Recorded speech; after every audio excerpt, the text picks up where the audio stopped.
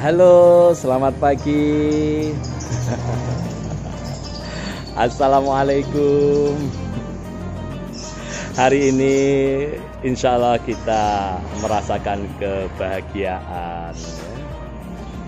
Hari ini bertepatan dengan suasana Hari Raya Idul Adha. Di balik suasana Hari Raya Idul Adha itu tentu orang juga menyebutnya dengan banyak nilai pengorbanan. Makanya disebut juga Idul Korban. Saudaraku, yang terpenting dari ini semua adalah bagaimana kita bisa mengambil hikmah dari momentum Idul Adha atau Idul Korban itu. Apa itu? Yaitu keikhlasan. Ya. Inilah yang dicontohkan oleh Nabiullah Ibrahim alaihissalam ya.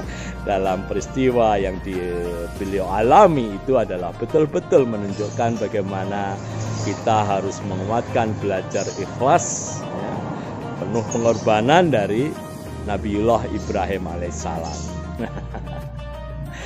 Ikhlas itu memang mudah diucapkan, tapi tidak serta-merta ya mudah untuk dipraktekkan ya. Ikhlas itu juga sesuatu yang tidak bisa dinilai oleh siapapun ya. Kita tidak bisa menilai keikhlasan orang lain sebab hanya diri kita sendiri dan Allah Tuhan yang Maha Kuasa yang tahu posisi keikhlasan kita itu. Nah, oleh karena itu saudara, apapun itu yang terpenting justru bagaimana kita bisa mengambil hikmah terus menerus untuk menguatkan keikhlasan kita. Ini penting ya, karena ini memberikan sebuah nilai martabat tertinggi bagi kita untuk menjalankan kehidupan kita.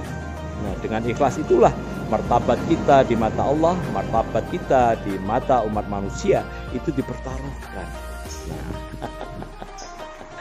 bagaimana agar kita bisa ikhlas? Nah, menurut hemat saya, saudaraku, yang pertama itu adalah kita harus sadar diri dari mana kita hidup dan akan kemana kita nanti menyelesaikan hidup kita. Nah, inilah rahasianya ya.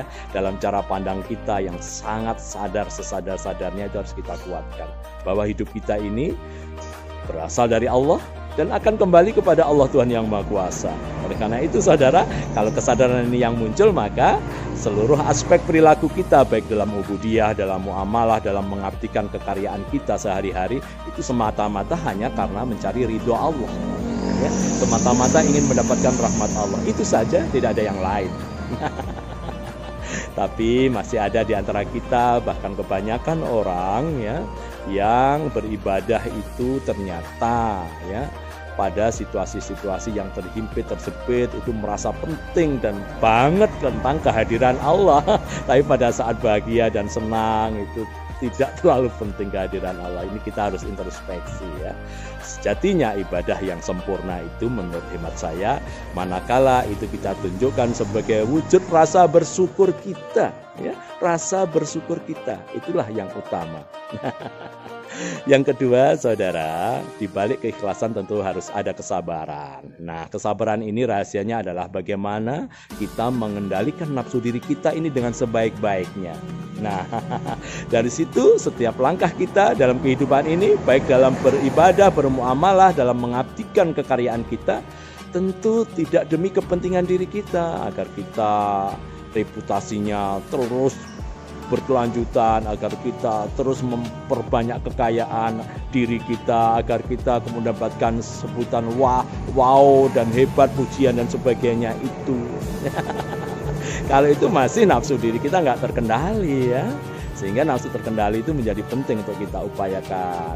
Nah, orang boleh marah, boleh jengkel dan sebagainya. Tapi bagi orang yang bisa mengendalikan nafsunya dengan baik, kejengkelan, kemarahan seperti apapun masih bisa ditampilkan dengan suasana yang lebih damai, lebih tentram, lebih tenang. Nah, yang ketiga, kita harus lakukan introspeksi terus-menerus. Mengapa? Yang tahu kondisi ikhlas itu adalah hanya diri kita. Lakukan introspeksi. Apakah yang kita lakukan ini ada unsur pamernya ingin dipuji orang dan sebagainya. Kita sendiri yang tahu. Nah, apakah kita ini masih kemudian kalau dikritik itu marah-marah, tidak terima dan sebagainya? Kita sendiri yang mestinya bisa merasakan, dan kita tentu bisa memperbaiki itu semuanya. Rahasianya, kalau kita bisa mempraktekkan filosofi ini, tentu akan bisa menjadi lebih baik, lebih sempurna ikhlas kita.